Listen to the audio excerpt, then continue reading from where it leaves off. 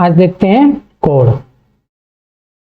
जब कोने बनते हैं, कॉर्नर बनते हैं, तो कोण भी बनते हैं। हमने बताया था दो भुजाओं से क्या बनते हैं, कोण बनते हैं। ठीक है, तीन भुजाओं से बहुभुज बनते हैं, तीन या तीन से अधिक भुजाओं से क्या बनते हैं, बहुभुज बनते हैं। त्रिभुज, चतुर्भुज, पंचभुज, षष्ठभुज, सप्तभुज, अष्टभुज, ऐसे करके बहुत सारे भुज बनते हैं। तो जैसे हमारा कोई हम बुक ले लेते हैं, बुक है ये मोटाई हो गई इसकी,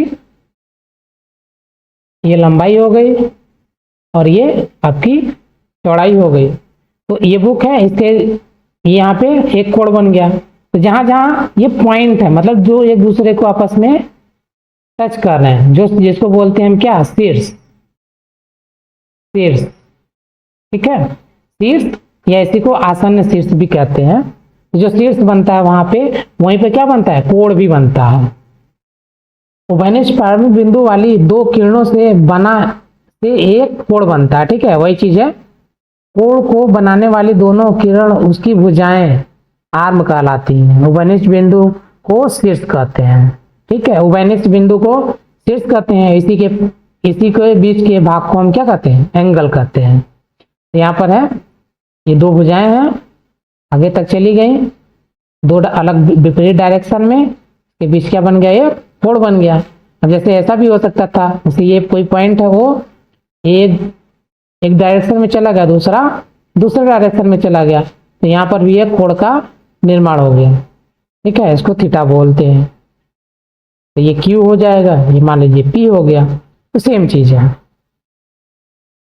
इसमें क्या ध्यान देने वाली बात है, ध्यान देने वाली बात यह है कि जो हमारा शीर्ष है वो हमेशा सदैव क्या रखेंगे, बीच में। जैसे इस कोण का नाम लेना होगा तो हम बनाएंगे ऐसे, कोण पी ओ क्यू। ये जो शीर्ष है हमारा, जहां पे कोण बना हुआ है, ये इसी को हमको बीच में रखना है दोनों के। ठीक है, और ध्यान दिया, अभ्यंतर एक सीमित क्षेत्र नहीं है। इसमें क्या है, कोई सीमित क्षेत्र नहीं है। जैसे यहाँ पे इस लाइन को हम ये किरण को हम आगे तक बढ़ा सकते हैं, चाहे जितना दूर तक, चाहे जितना दूर तक बढ़ाएंगे तो क्या होगा, हमारा अंतर क्षेत्र वैसे ही बढ़ता जाएगा। अगर मान लीजिए हम एक जैसे ये छोटा सा बना दिए, तो ये हो गया हमारा कोण। इसका मतलब क्या है, इसका अंतर क्षेत्र बस इतना ही है, नहीं है, ये तो आगे तक चलता चला जाएगा, इसका कोई लिमिट नहीं है। आपका यहाँ तक है इसका अभ्यंतर, नहीं, ये और आगे तक बढ़ा देंगे हम तो ये बढ़ता चला जाएगा। ठीक है, तो इसका कोई विस्तृत वो नहीं है आपका आंतरिक भाव। चलिए देखिए प्रश्नावली 4.3, पहला क्वेश्चन देखते हैं। नीचे दी गई आकृति में कोणों के नाम लिखिए। कोणों के नाम लिखना है, तो कोण का नाम लिखने के लिए हमको तीन बिंदु को लेना जरूरी है। देखिए सबसे पहला क्या हो गया, कोण डी से शुरू करते हैं, ए डी सी, फिर अगला आगे बढ़ाते हैं, कोण डी सी बी, फिर सी पहुंचते हैं, कोण सी बी ए, फिर बी पे पहुंचते हैं, B A C, B A D. ठीक है, अब देखिए तो हमने जैसे कोण डी का नाम लेना था, तो डी को हमको क्या रखना, बीच में। ई जब कोण, इस कोण की वैल्यू नहीं करनी थी, तो हमको कहाँ रखना था, इसी को बीच में। डी और बी के बीच में हमको सी को रखना था। अब हमको इस कोण को देखना है, तो ये बी जो है बीच में आएगा किसके, सी और ए के।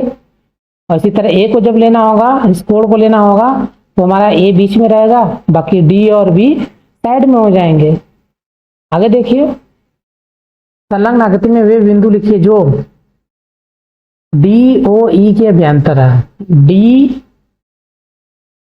ओ और ई के अभ्यंतर है, कौन कौन सा है, तो एक तो आपका ये परिसीमा पर हो गया, दूसरा ये इसके अंदर हो गया, तो हमारा क्या हो गया, ए। अगला बी, ई ओ एफ के बहिर्भाग में स्थित है।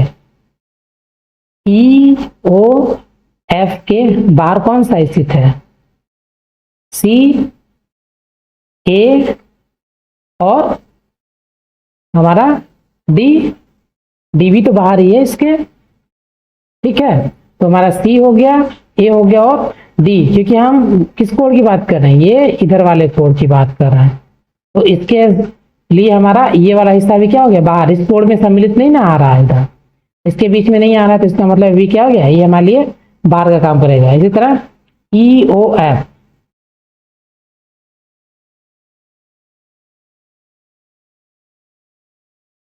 ई ओ एफ, ई ओ एफ पर स्थित है, कौन है स्थित, तो बी स्थित है, ई ओ एफ पर हमारा सिर्फ बी स्थित है। ठीक, हमारे चैनल पर वीडियो देखने के लिए धन्यवाद। ऐसे ही और वीडियो देखने के लिए प्लीज हमारे चैनल को लाइक, सब्सक्राइब करें और बेल आइकन को प्रेस करें, जिससे हमारी हर वीडियो की नोटिफिकेशन आप तक पहुंचे। वीडियो को अपने दोस्तों को भी शेयर करें। धन्यवाद।